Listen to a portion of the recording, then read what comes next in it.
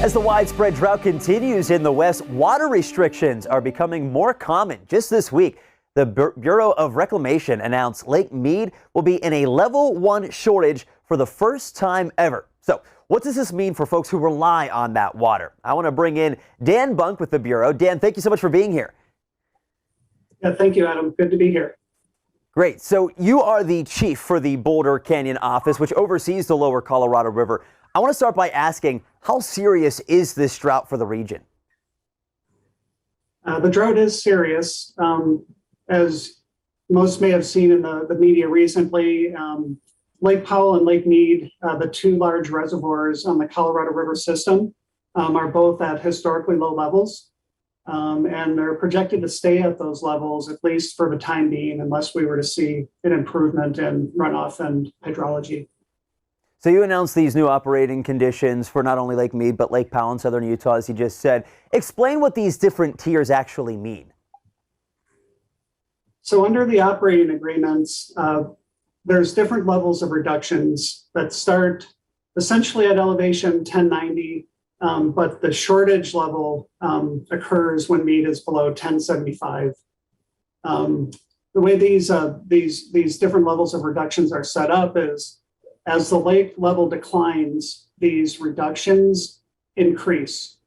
And so, as you mentioned previously, our August modeling indicate that in 2022, there will be a level 1 shortage in the lower basin.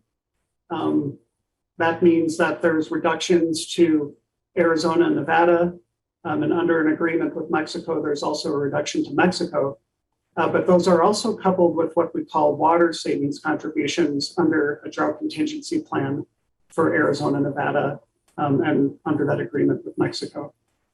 So what kind of things do you look at whenever you make these projections for the year ahead? Well, one thing we're definitely looking at is the runoff forecast.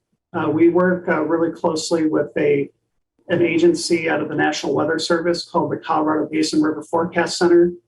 They provide us with inflow forecasts each month that we use in our operational model to do a 2-year projection. So you mentioned Arizona, Nevada, Mexico are going to be getting less water than what they typically do. How much less is it going to be?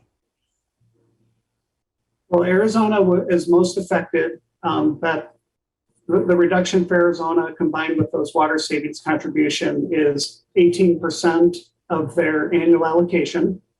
For Nevada, it's 7%, and for Mexico, it's about 5% of its annual treaty volume. How important are these plans and agreements to have? I'm sure they spell everything out, and they're pretty detailed whenever we do get into situations like this. Yeah, the one good thing about having a plan in place is that we do have these elevation thresholds that we can that helps with planning, looking ahead for our water users in the lower basin in Mexico. Also within these agreements, there's other triggers for additional consultation if needed, if the lake level were to continue to decline. So 18% for Arizona. I'm just going to pick that state for an example. It doesn't seem like a lot, is it? And how are people going to notice these restrictions? Yeah, we've been working really closely with the state of Arizona on how they might implement these reductions in Arizona.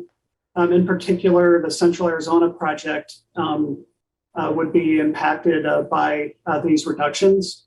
And so really at the local level, the impacts of these reductions are handled within the state and by the individual water districts that are affected. So will these restrictions be in place for all of 2022? Is there any chance of changing those allotments for the states? Yeah, they're in place for 2022. So they'll begin on January 1st of 2022 and continue for that 12-month period. And so when will you start looking at 2023? Not to get too far ahead, but how does this process work? Yeah, no, we're looking ahead as well at 2023. Our modeling, it does project out that far. We're looking at if the lake level were to continue to decline, will we stay in this level 1 shortage, or could it potentially decline into one of these deeper levels of shortages? But when we make that decision would be next August for calendar year 2023. We're going to be watching very closely for that next projection. Hopefully it gets better. We've got less than a minute. What's the big takeaway you want our viewers to leave with? Well, I think there's two big takeaways. One is we work really closely with the water users, both in the U.S. and Mexico. And, in particular, we've been trying to conserve water over time. And right now there's maybe about 50 feet of water in Mead from these, what we call these voluntary programs to conserve water. Without these, we would have had a shortage condition, years earlier.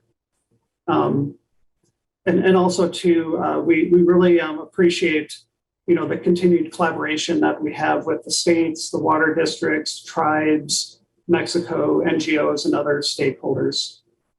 At the same time, too, the drought is serious, and the lake level declines are they have us all very concerned. And so we really encourage people to continue to conserve water as much as they can, and we'll try to do our best to continue to coordinate and provide information, in particular to the states and the water districts that we work with so closely. Dan, thank you so much for your time. We really appreciate it. And please be safe, and hopefully we can get you some water. Okay, thank you.